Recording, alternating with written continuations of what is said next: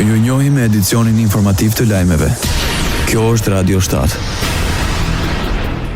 Kosova dhe Maqedonia e Veriut po fillojnë zbatimin konkret të linjës strategjike të interkoneksionit 400 kV Tetov-Prizren. Në një takim në Prishtinë, drejtori i përgjithshëm i MEPSOS, Burim Latifi dhe ushtruesi i detyrës, drejtori i operatorit të sistemit të transmetimit të Kosovës, Shaban Eziri, ranë dakord të intensifikojnë bashkëpunimin në këtë projekt. Ai është pjesë e planit evropian për zhvillimin e rrjetit elektrik. Projekti ka vlera të shumëfishta, rritjen e kapaciteteve të transmetimit midis Maqedonisë së Veriut dhe Kosovës, përmirësimin e sigurisë dhe stabilitetit të furnizimit me energji elektrike, lehtësimin e tregtisë së energjisë elektrike dhe integrimin e burimeve të rinevueshme. Kjo ndërlidhje është simboli një epoke të re energjetike për të dy vendet me standarde europiane dhe vizion rajonal, thon nga kompania MEPSO.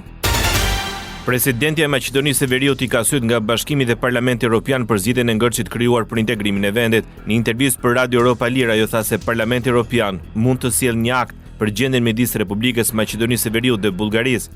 Nëse kjo nuk ndodh, atëherë presidenti zgjidhjen kreative e sheh përmes Këshillit të Bashkimit Evropian. Për kreun e shtetit, opsioni i tretë është me protokoll të ri të marrëveshjes me Bullgarinë, ku të garantohet se puna e historianëve nga komisionit nuk do të jetë kusht për integrimin. Radio 7, zëri pozitiv i qytetit. Ish ministri për shoqëri informatike dhe një nga figurat kryesore të Aleancës për shqiptarët në koalicionin Vlen, Azir Aliu, duket se është një nga emrat më të lakuar për postin e ministrit të shëndetësisë. Në një deklarat për mediat, Aliu nuk mohoi mundësinë, por theksoi se vendimi nuk është marrë ende dhe se gjithçka do të diskutohet në ditët e vijim. Ende nuk kemi biseduar për këtë temë, ditët në vijim do të kemi takime sepse deri tani kemi qenë fokusuar tek reagimi i qytetarëve ndaj krizës së brendshme në parti. Për ne fjalën e fundit gjithmonë e ka qytetari, u shpreh Aliu, duke lënë të hapur mundësinë për një rikthim në qeveri me një nga portofolet më të ndjeshëm në këtë fazë. Kryeministri Sremit Skolski ndërkohë ka konfirmuar se postet e lënë nga krau Taravarit i mbeten koalicionit Vlen. Arben Fetaj nga Aleanca për shqiptarët në Republikën e Maqedonisë së Veriut vijon të mosnjoh vendimet e kryetarit Taravarit dhe të një pjesë të partisë për largim nga koalicioni i qeverisës. Ai nuk e njeh vendimin e kuvendit të partisë të mbajtur në Kumanov për ta shkarkuar atë me nismën e kryetarit Arben Taravari. Unë e kam një porosi shumë të thjeshtë për kryetarin tim, Arben Taravarin.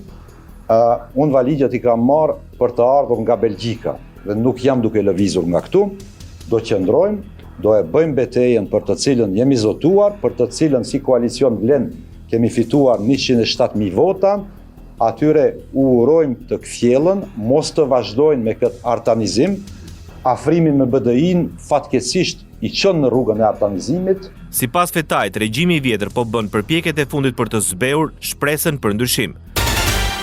Bashkimi Demokratik për Integrim reagon ashpër për situatën me ndërtimet në komunën e Çajirit. Nga opozita shqiptare në Republikën e Maqedonisë së Veriut thonë se qytetarët kërkojnë reagim institucional urgjent. BDI kërkon që institucionet përgjegjëse të marrin masa të menjëhershme për të hetuar dhe ndaluar këtë dukuri të rrezikshme, thuhet mes të tjerash në reagimin e BDI-s. Sipas saj, ky nuk është më vetëm problemi i urbanizimit, por është një krizë e sigurisë publike dhe dinjiteti qytetar. BDI qëndron fuqishëm në krah të banorëve të Çajirit dhe kërkon rikthimin e lishmërisë, përgjegjësisë institucionale dhe respektit për jetën e përditshëm të njerëzve që meritojnë të jetojnë në një ambient të sigurt dhe dinjitoz, thuhet në reagimin e partisë më të madhe opozitare në Maqedoninë e Veriut.